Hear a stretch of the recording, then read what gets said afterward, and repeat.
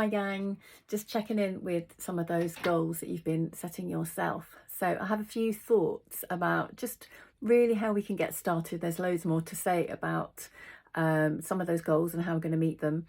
But yeah, these are some tips to just get you started back after January, well, after Christmas and that kind of madness of indulgence. And yeah, so just sort of looking at those goals that you've set yourself. Quite a lot of you want to lose some weight. Other goals are around increasing energy levels, increasing strength, whether that's strong bones or strong muscles, increasing, improving on mobility and being outside, and yeah, just getting strong and fit.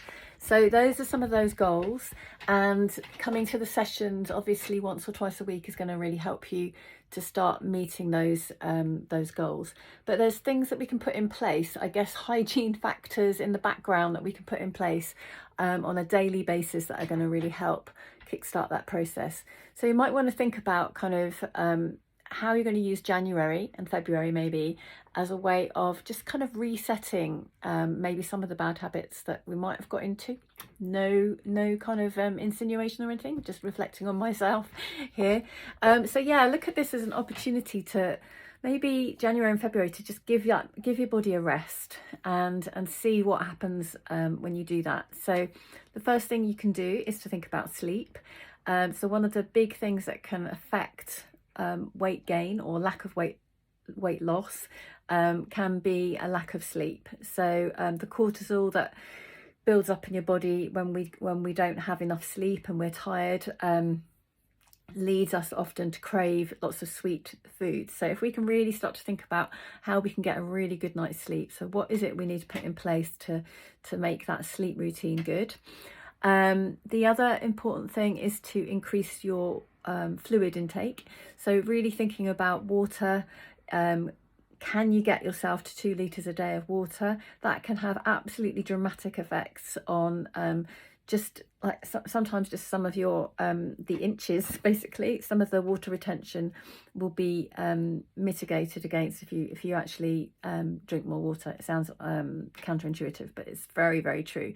So that's definitely a target for me, is to really start to think about how I can increase my water consumption, and that's really going to help us to flush out the toxins that have been built up over the last month or so of indulgence and all of that sort of thing. So yeah, starting to build a habit of drinking more water. What else did I have? Yeah, so really thinking about reducing inflammatory food. So thinking about how we can give our bodies a rest from sugar.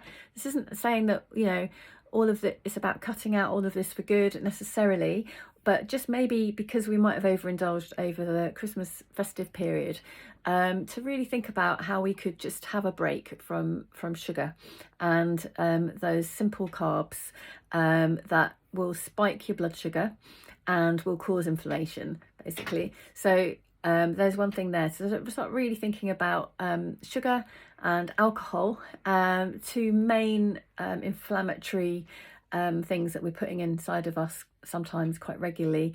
Can we give ourselves a break from that? And yeah, just monitor what happens when you do that and how you feel. Water intake, sleep, yeah. Increase your activity levels on a daily basis. So if you want to lose weight, and do you know what? This applies for losing weight, increasing energy, all of those things. All of these factors apply for both of those. Yeah, just get outside and move daily. So we've got the Be Fit, which is happening outside, which is wonderful, and I know that you really love that. But yeah, just get yourself outside a little bit more. See if you can increase those steps and get them to 10,000 steps a day. That's where we're kind of heading to, and even that in itself has been proven to have long-term really big impact on weight loss and metabolism over a longer period of time. So yeah, if we're just sitting on our asses the whole time and then we're just doing a little workout, then actually that will have an effect. But if we're increasing our activity generally through the day, that's going to have a bigger long-term cumulative effect. So that's 5 things, I think. Oh yeah, final one, important one, is about reducing stress and cortisol. So just think about kind of what is stressing you out in your life at the moment, and think about the things that you can do something about. So sometimes there are all sorts of things going on that we can do nothing about, but what are the variables, the things that we can change, the things that we can make less stressful for ourselves, and see if we can take action on those things, or the things that you like doing. Can you include a little bit more of that into your life? Is it about going out in nature? You know, have a think about the things that help keep you calm.